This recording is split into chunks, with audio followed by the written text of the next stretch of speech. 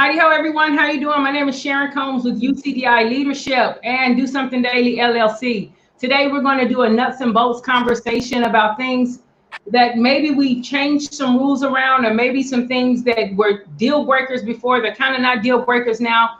And so we're going to talk about apathy, how we make sure that we don't lean into apathy because some things have been shaken, how we don't just throw our hands up on anything. And what we're going to do tonight is we're actually going to respond to some of the questions that people have had within the sterile processing field. So a lot of things tonight will be specific to sterile processing, but they are transferable. They're very transferable. Just because we're in a pandemic doesn't mean that you have to be apathetic about the things in life. And so you guys are familiar with the panel. We have Lila with us, Danny, LaWayne, Karen, Cherry, myself. We're just going to jump right in. One of the questions that I definitely wanted to ask today was, and these are just questions, like I said, people have sent these questions in. So are you guys ready? Yeah. All right, let's do it. Does the difficult time validate disregarding what AAMI, AORN, ISHM, CBSPD, Joint Commission, and many more have taught us in the sterilization field? These are some hard questions, guys. That's why I sent them out early. Right. So I'll jump in. So I say that the people that write the standards are a group of, mixture of professionals, right? Mm-hmm. And so the standards are recommendations. And then you also have, with the group, you have the vendors that sit on these boards that validate whatever it is that, how it's supposed to be reprocessed or whatever. I think with difficult times, we have to often use common sense. And with that, there's such a thing as verification. If you look at your AAMI standards at 13 point something, yeah, around 13.10, whatever. So if you look at the verification, you can test whatever it is that you are reprocessing yourself, but you have to make sure that it meets all of the qualifications. So with difficult times and something such as this, that it's unknown, uncommon to everyone, you just have to make sure you involve all the right people, your infection control, your risk management, and verify. Yeah. Mm-hmm. Go ahead, Mr. Perkins. Oh, sure. Thanks, Danny. To Karen's point, we always defer back to evidence. Oh, you can't hear me? Okay. Oh, you always default back to evidence-based science. To Lala's point many shows ago, go back to the tools we were trained to do and the concepts we were raised in. So evidence-based science always wins the day. No, absolutely. And like we said before on the show, the times are changing every day that passes concerning this pandemic. It's something we're facing that's been completely unprecedented in modern medicine. So we, like Ms. Sherry stated, these are recommendations set forward by these institutions. So it's something that we are not necessarily held to or held accountable for. Well, we are held accountable for, but there are things that we have to visit when it's time, when it's crisis, and times where we're not sure what to do. For example, like we're now reprocessing single-use laryngoscopes. It's something I've seen that's been common within European countries, and some of the hospitals within the States. No one would ever think of processing laryngoscopes, single-use laryngoscopes. But since there's a lot of intubation, there's a lot of use of ventilators, it's something that's being critically low within the supply chain. So, desperate times call for desperate measures. But again, as long as the science shows that we are doing their best, or we're in good faith in keeping patients and as well as employees safe, I think that's the route we should go. Yeah, I agree with everyone, but I also just want to point out that we are under it's emergency use authorization, right? So this is a temporary thing. It can be lifted as soon as they decide that, we're going to move past this phase and enter the next phase. I think the hard part about it is just our trust, because we rely on these agencies and regulatory agencies to give us this information we set our policies and our standards by this. So it's hard to look at one value and say, okay, so yesterday we couldn't do this, today we can do this, tomorrow I'm not sure what I can tell the staff that we should be able to do. And so it puts you in uncertainty, and you have to remember to kind of come in with a happy face on every day, knowing somewhere deep inside we may not be absolutely doing the right thing, or we may not know what's going to transpire 10 years from now because we did something today. And I think that's a difficult decision that the leaders that we are under and we abide by, they're looking for our guidance too, and it's like we don't know where to go right now. Right. So allow me to ask another question that's almost like a piggyback on that, and that is, I know that there are standards and statements that have been made based on the N95, which is something that is, and will continue to definitely be necessary within this counter attack, like this working with COVID. So when someone is asking this question, does it validate disregarding outside of the N95? Do you feel like, and this is an opinion question, do you feel like the wiggle room there with the N95 opens up wiggle room in other areas for other processes? And, that was actually one of the questions too there, like apart from N95s, are there other single-use items approved for reprocessing? And then how should a supervisor, lead, or even a manager respond when asked to do something that's not covered by the statements that cover the N95? Like that. That's a very they said things about the N95, but what about other things? And someone asks you about the other things, and you kind of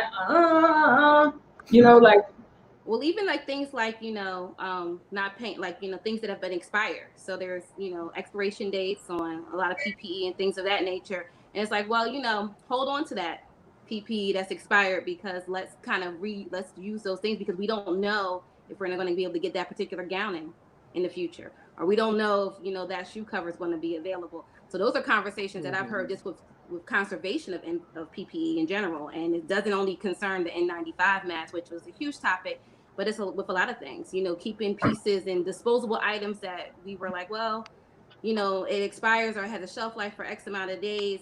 And it's like, well, we might want to hold on to those items and those boxes that we had in the warehouse, because we don't know if we're going to be able to get those particular pump pieces to this particular ventilator in the next 6 months. And so it's kind of created questions about, well, who we following now? Expiration dates kind of mean they're still there, they're valid, but they're being looked at as if you don't have it in stock and you can't get it, it's okay to use it. And those are decisions that are being made on higher levels. At least things I've heard already from other institutions in my own. Well, I also think, team, we, rather than just talk about the gloom and doom, we got to also look at the bright side. Here's the bright side of this one bright side of this whole crisis. Ingenuity and creativity. We are entering a space that we have to be creative. We have to rethink our current engineering tools and standards in order to meet the demand. There's a term that within the ISHM workbook called sterile consciousness, right? We have to now think. We have to think outside of the broader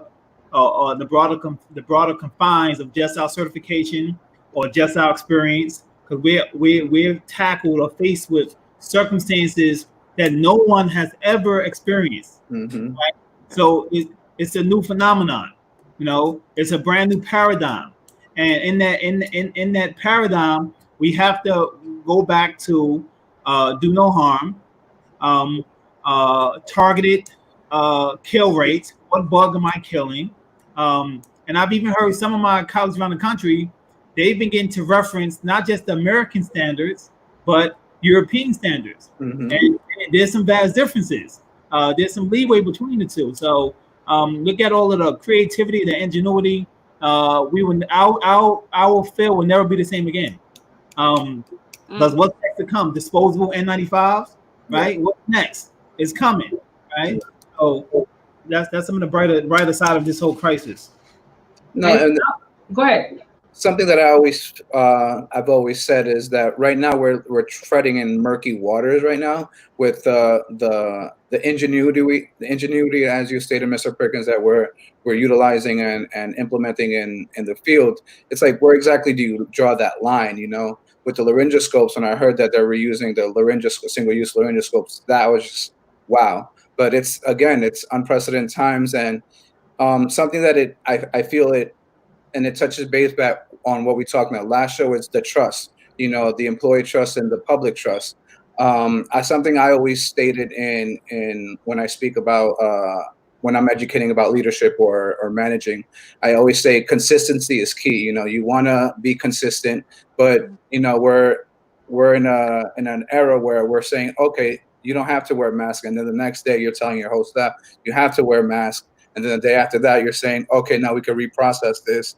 And it's stuff like that. So it's not only hard for the public and the employees, but it's also hard for the leaders that are leading in this way in this time period right now, because everything out there is forever changing right now. Every day, I would even say even every half a day, something new comes out that we have to basically navigate and adjust to how we're leading our team. So it's hard. It's like murky waters, like I said earlier, that we're treading in. That too is so there will be some things I'll say today, and it is devil's advocate, because there are some I want to really represent these questions the best. You know, like there are several groups within social media. There's some groups in LinkedIn that have thousands and thousands and thousands of people. Same thing in social media. And so these are questions that are coming from these places. Right. These are not my questions. These are questions that are coming from different people. And so if these people are asking these questions, that means these are the thought patterns that are going in within our field. And so even with the single use laryngoscope, you know, if the FDA hasn't written something, the FDA has written something about the N95s. So even though it's unprecedented, it's still it's not sanctioned. It's still like approved. Like there's something that you can stand on with that. Like, is there something that's out there about the single-use laryngoscope where, hey, this is okay now as well? Is it okay now to try to you know, like sterilize a gown, or you know, like, and that's what I'm saying, like how, and that's what we're going to talk about today. And because you guys, you know, you're leaders, you're subject matter experts, I get that. Everyone is not going to be at your organizational level. It doesn't mean that they don't have the same skill sets within the department. But, you know, some people are looking at tasks. Some people are looking at big picture overview. And if you're a big picture overview person and you're trying to explain to someone whose entire career has been just do this task, you know, that you're asking a lot of them to step outside. They're covered with the mask. The masks are covered. So we're no longer talking about the mask, but, you know, hospitals are businesses as well. They are places where people go to get healed, but they're also businesses. So if I can squeeze it in and get some extra uses out of these things that cost thousands and thousands of dollars, you know, maybe I can keep, you know, maybe I can bring back people who've been furloughed. Maybe we can just have a higher price. I don't know. And so that was one of the questions that the person had out there, is like, you know, you're a leader, and you were not taken aback, but it caught your attention that somebody would do that. And so again, I think it's scary. It makes you wonder, where do we draw the line? Like, what's going to happen with, we can start saying that about PPE. What about medical waste? You know, there's regulations and things in order for us to keep people safe, and we start chipping away at one, everything else starts to fall, right? So, or you feel unprotected and you feel like you have to do it again. I know that I'm playing devil's advocate right now. And so for a manager, what would you say to like a manager, like a working supervisor, which means even though they're a supervisor, they still really run the department? What would you say to that manager, that high level supervisor who runs the department, or even a director, if they were going to have to explain to someone why they don't support, you know, doing this using this single use thing again, that's not a mask? Like, what are some tips or tools that we can give people? I mean, not fight. Don't be like, oh, I'm gonna tell on you, or oh, this. No. Something is still. say that, you know, there is no science behind this right now, and I don't feel comfortable doing it. Your job in the healthcare field is to put the patient safety first. If you feel something's out there that's putting the patient safety at risk, then it's okay to speak up. You know, no one's going to say that's not a fair point, that's not a correct point. And taking it away from the manager's point of view, if you as a subordinate or just a technician feel like there's something that makes you feel uncomfortable, if me as a leader am implementing something new that makes you feel uncomfortable, I should feel comfortable enough and supported enough to put it in writing. And it's okay for you to ask for it to be put in writing, because if they're just telling you in a morning meeting, you know, verbally, and not putting something on putting pen to paper, then that's when I would feel uncomfortable as a technician, and even as a leader, if I'm being asked just to implement something without putting something in writing on where everyone could see. So, you know, there's a lot of, you know, again, we're treading this murky water, but as long as you're patient safety first and you're putting yourself and your colleagues' safety ahead, you know, I think it's completely fair and completely justifiable to, you know, speak up. Like we said in the previous show, you know, speak up when you're at these meetings with leadership. You know, don't be afraid to just voice your opinion. You are the expert in this field, so you have the knowledge of what is okay and if it's not okay. So if you have a gut feeling that it's not okay, you know, let's do some digging. We're here for support. We're here to let everyone know what. I am going to interject. Be mindful of how you speak up. Oh yeah, absolutely. You know, if you're in the huddle, that's not the time Right. to challenge your manager. Maybe say, hey, can I speak with you after the meeting? Absolutely. You know, and say those things in, because how you present something is almost as important as what it is you're presenting, and that's part of growth. I also know. I'm not sure if I have a bad connection. Can you all hear me okay? Mm-hmm. Yeah. Okay. Because I can't hear Wayne at all, so I apologize. You know, my experience is, because you get challenged by the staff, you get challenged by the OR or whoever wants you to reprocess something at the time. It may be a physician, you know, this is a one-of-a-kind item and this is what I want, you know, I want you to do. And where I said best practices, but those best practices are, I say, like, you know, like what policies and procedures, like your speed limits, you know, those things are put in place to help us with. I mean, you can go past whatever speed limit is, and that doesn't mean your car is going to flip over, but those were put in place for safety, you know, caution. So it goes back to the best practices. So we know that those best practices are put in place to help us to navigate through processes. Right now, like I said, with the COVID-19, this is an unusual situation. But when things are usual situations, we do. Best practices, what I always say, when someone says, sterilize this pencil. Okay, there is no, I don't have any IFUs on how to sterilize this pencil. So until I get IFUs, we aren't sterilizing the pencil. You know, and when you flip it back like that, it just, and even with the staff, when they say, well, like you said, why weren't we able to do this? Why can't we do it this way? We were able to bypass when this was happening. Goes back to, because these practices are put in place to protect the patient as well as you, when it goes to what we were saying, doing shortcuts with, you know, with not putting on all our PPEs and whatever. So, and Luane, if you said any of that, I apologize. Like I said, I can't hear you. No, I didn't say any of that actually. What I was gonna share was we routinely work in murky waters anyway, in SPD, right? And a clear example is this: we have an item that has to be hand washed. We wash this item, do the best we can, dry it, and then pass it through the window. Very few facilities are performing a pathological bioburden test to see what germs are still present. We know that germs present, right? Because it wasn't sterilized. But we're trained to clean this device to the best of our ability until visibly clean. Visibly clean don't mean clean, right? Right. So, but based on our skill set, based on the trust factor, based on the spoilage classification, right? We use these rules to govern our activity. So I think the same rules are going to apply when we're faced with any circumstance that we have to make a decision. The good news is our training also gives us quality assurance tests, right? We can without a rigid container, we can still perform tests to make sure that sterilant is reaching all surfaces. We still have internal indicators, integrators to make sure to get a visible parameter for some assurances. So we have to rely on our tools. We'll never have all the answers. Yes, we have to unfortunately rely on our gut in some cases, but we still have tools available to use to govern certain circumstances. We routinely work in murky waters. In fact, the next interview you have, you want to ask your candidate, are you comfortable working in murky waters? That's good. That's good.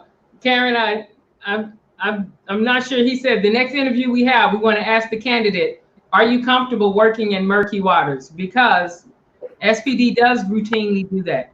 They do. We're going to take hey, does anyone have something fresh? Lala, you have something you were going to add on to that? No, I'm good. Thank you.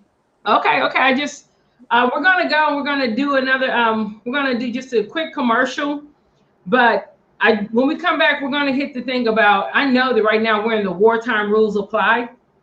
If as sterile processors, if people within the sterilization, within healthcare period, but definitely within the sterile processing, can we expect, or can we hope to have, or can we look to be like, okay, since we see that we're doing these other things, laryngoscopes, the gown thing just threw me for a whole loop. You know what I'm saying? It melted. So obviously it didn't work, but it threw me for a huge loop. But are we within our professional rights to begin to ask, okay, if we're going to start doing these things outside of N95, can we start asking people to make statements on these so that we're covered? You know, a couple of you on here own, like you're president of a company or owner of a company, you know, so that we're covered. So maybe can we ask for something in writing? Maybe some of our bodies, hey, okay, look, if this is what we're going to do with laryngoscopes, can maybe we put some COVID-19 parameters in place for these instruments? Like, is that something we can even ask? So I will do a commercial and we'll come back and we'll ask some of those things. Yeah, we'll ask some of those questions. Hey, guys who are listening, if you have a question, please feel free to share. Feel free to share this video. If you have a question, ask your question. If you have a question and you don't want us to put it up on the screen, then just write that in that comment box as well. But yeah, this tonight's for us. We're sterile processing and the light is on us. And I mean, we have stepped up. We have stepped up and we are shining. But we also there are people who are like, well, what's the rules for? And that's okay, because we have different personalities. And some people want to go by the rules, and that's great. Those people are great with systems. And some people are like, hey, let's be innovative. Maybe we can come up with something new. Neither one is better than the other. They're just different personalities. And we want to be sure that we're able to provide solutions for all personalities without making something internal or making something an accusation against a person. We're just going to have some answers, and all of us deserve to have some type of feedback, whether we know all the answers or not, but some type of feedback. And so we'll be right back after this commercial. At SIPS Consult, we understand that these are changing times, and these are times for unity.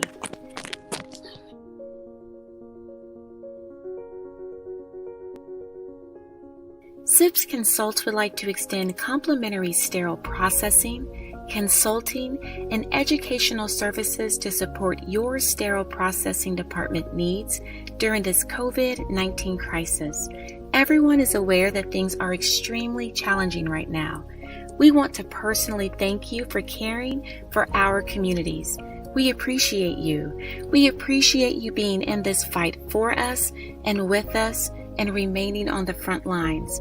In an effort to provide SPD support during this time, we have created a non-automated 24/7 complimentary helpline with subject matter experts to support your department. We encourage you to call us with any sterile processing questions or inquiries. To speak with one of our dedicated consultants, please call us at the number below.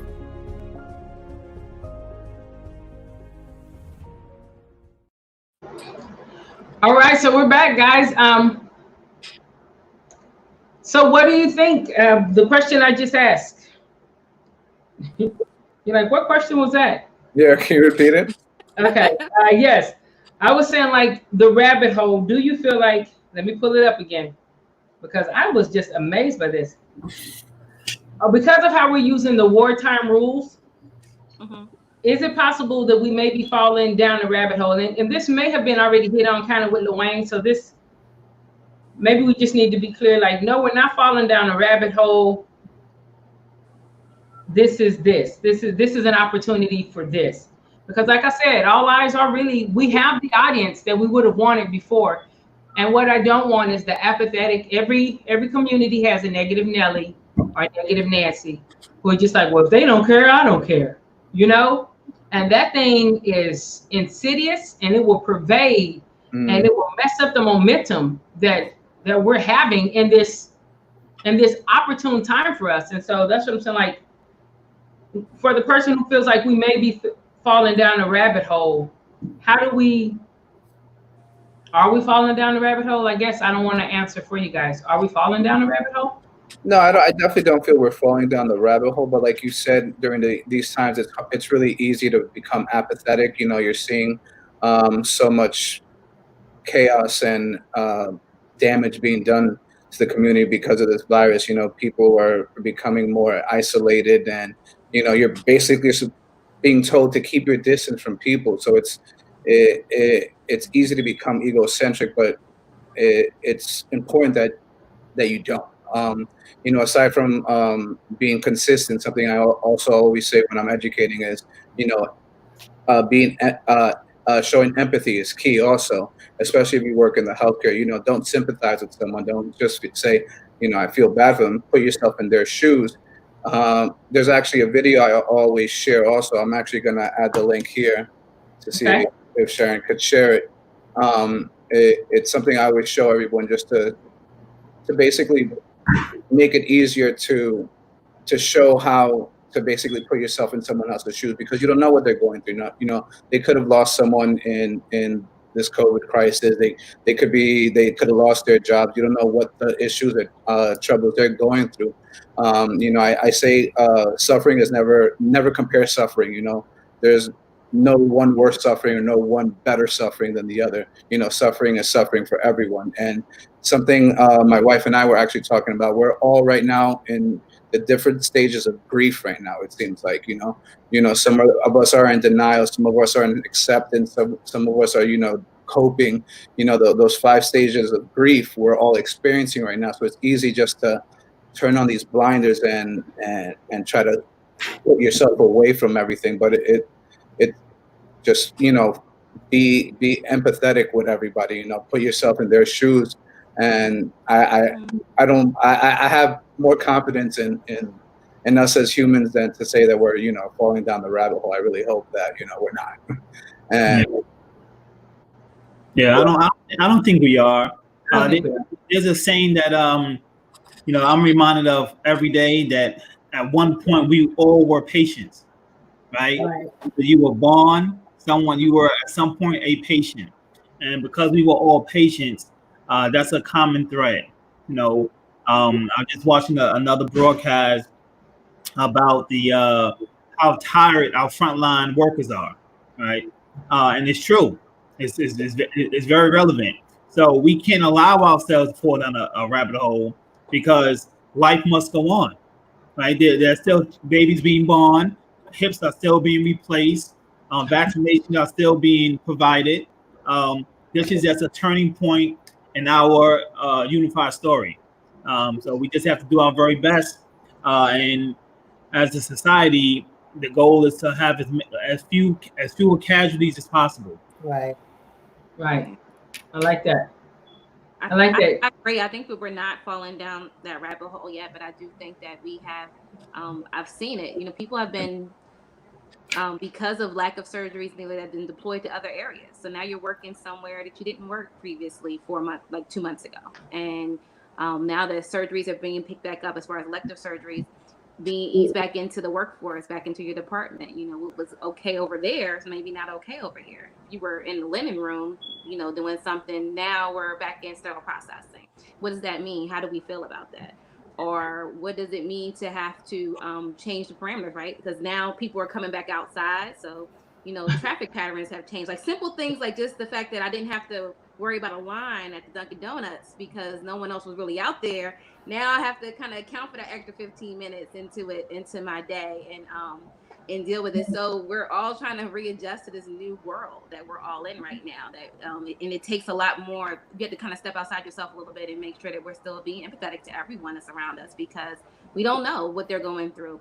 And why we're in these circumstances. And some of us are going through it a little bit more than others. And I have to remind myself that. I get reminded when I see people that I haven't seen in a while and I find out that their cousin passed away, or their aunt's been sick, or, you know, their child, you know, hurt. It happens so often. And it's like before, you know, you just took it for granted that things happen, but now it's like, oh, everything is related to COVID-19.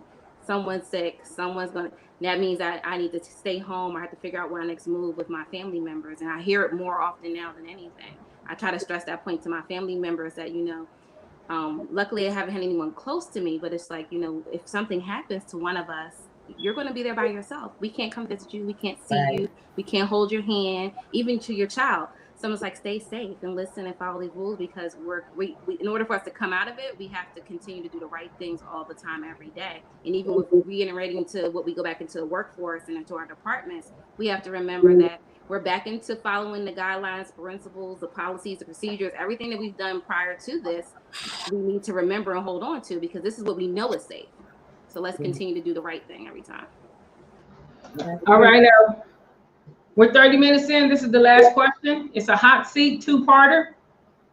Some may say these extreme passes, which we've already talked about, will empower an apathetic mindset that will undermine and cripple the positive transformations we've begun to see within the sterilization field. I'm gonna say that again. We have really seen some positive and like great transformations. I've seen unity within the sterilization field. I mean, like this always been, I guess it's always been unity, but I've seen it nationwide. You know, I've seen people in California communicating with people on the East Coast. I've seen people putting their heads together to come up with solutions. And so that apathetic mindset of, it's not, it happens in all departments and in all businesses, you know, that somebody can be in there thinking about what they got to do instead of what they get to do, instead of the fact that they're part of this solution. And so what can we do with some of the passes? Do you think this pass will be used as fodder, which is fuel, could be used for fuel for the firefighter? Apathetic people who, if everyone's going one way, you got the one person who's like, man, shoot.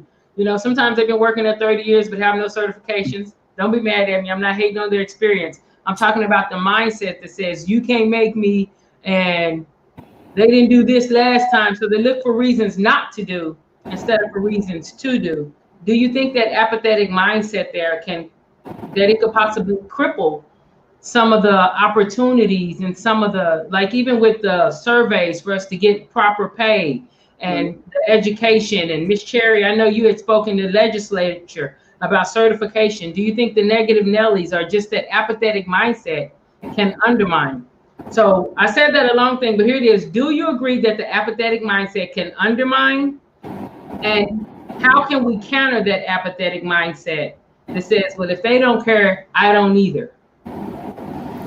I don't think that for the majority that it can undermine, because I kind of, you know, and even though I wasn't a part of 911, I just remember 9/11 in New York. I just remember going to New York a few years after that, and everyone just seemed so helpful. And that wasn't how I remembered New York. Everybody was so busy doing their own thing.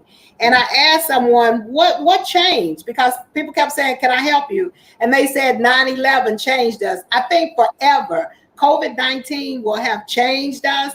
And I think, I mean, you always have that one or two people that, you know, that was before this.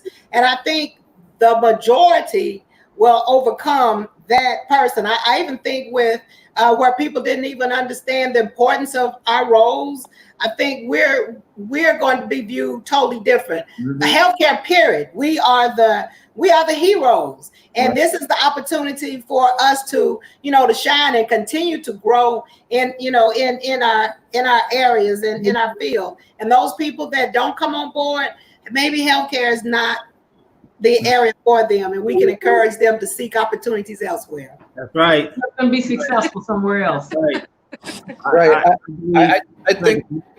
Oh, go ahead, Mr. Perkins. Well, go ahead, Danny, please. So I feel during this time, it's not so much that it's an apathetic view that's being put out there. I feel like now I see a lot of cohesion among staff members. Departments communicating and streamlining that communication that typically wouldn't have been communicating in this fashion. I see people that have been strong characters and very demonstrate that pushback, not showing that pushback because they know this is bigger than them. I feel like where the apathy is coming from is that helplessness. I've talked to some of my nurse friends. I've talked to some of the people, that are in these COVID units, and it's easy to fall into that rabbit hole of helplessness where you feel like you're not making a difference, even though right. it's just that being in that environment where it's easy for it to drain you. But something I always say and something I always remember is there's this story that I heard once, and it was this man walking down the beach, and he saw a bunch of starfishes beached, and they were just drying out on the sand, ready to die. And there was this one woman throwing the starfishes back in the water, and the man was just shocked and goes up to her. He's like, you're never going to save all these starfishes. What difference does it make if you throw them into back in the ocean? And she grabs one, throws another one, and she says, I made a difference to that starfish. So you are making a difference to someone, whether it's big or small. You are making a difference. You are making an impact out there. So, it's easy during these, times like this to get sucked in and depressed. But talk about it. Express yourself.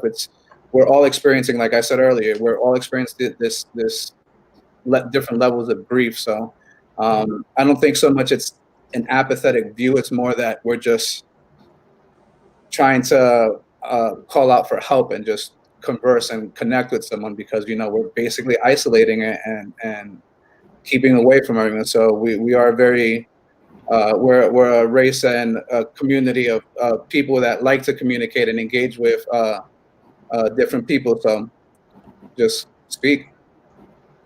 It's good. Right. Anyone else before we shut it down? Well, here's my thoughts on that question. Very good question. The opposite of apathy is empathy, right? And the meaning of empathy is your ability to relate to other people's feelings. So I think in this what this crisis did for us, we've known for a long time that we matter in SPD. Mm-hmm. And many in the healthcare chain of command understood that you matter in SPD. Now the entire world knows how much you matter in SPD. So for all those negative Nancys or Hermans, they're the minority, right? They are truly the minority. Yeah. So it's really time for SPD to step to the plate, take your reward because you earned it, and the fight is on our side. Without these folks in SPD, we can't even utter the words reprocessing. These technicians, some with high school diplomas, some with not, some who have certifications, some who don't. They are the lifesavers. They came to save the day. They empowered the frontline folks to save your mom and dad, to save that patient. So this is a time for SPD to truly stand up as the champions they are and take a bow. Job well done. Absolutely. All right. Hey, thanks so much for joining us here on Knowledge and Nonsense. We talked about it. We went there tonight. And I just want to say to all the sterile processing field, SPD Nation, Central Nation, SPD Nation, the whole field, be great. Be great. Be great. There's always an opportunity to be less, be more, be great. Go ahead and tap into the greatness that's in you. When you got in this field, you wasn't like, if they don't care, I don't, don't allow other things to squash you. Be great. Be great. And when you have those negative Nancy's around, listen, be understanding. They may be tired. They may be going through some stages. But if it's someone who just is determined to drag and be like, you can't make me grow, I want to encourage you. Sometimes you got to let them go, not in a bad way, but just you go ahead and grow and maybe they'll come along later. But be great. To Key Cruz, I want to say, hey, SIPS Consults has selected you. SIPS Consults and CS Assist are out there on social media, and they're looking for people who are doing it. And they're also looking for people who your coworkers are actually saying good things about you. So Key Cruz, I saw you giving life to the sterile processing community, and I submitted your name, and SIPS said, okay, so please, when you see this video, reply here so we can get you what you have coming. Vivian Smith, CS Assist.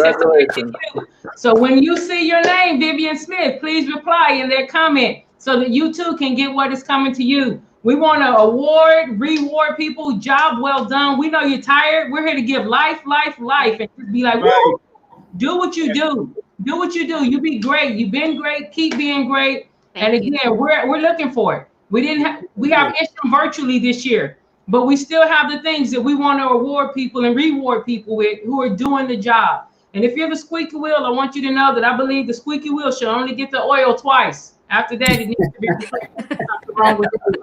All right. Y'all be safe. God bless. Thanks so much for your time this evening, panel. Always. Everyone have a great night. Have a good night, everyone. Night. Night.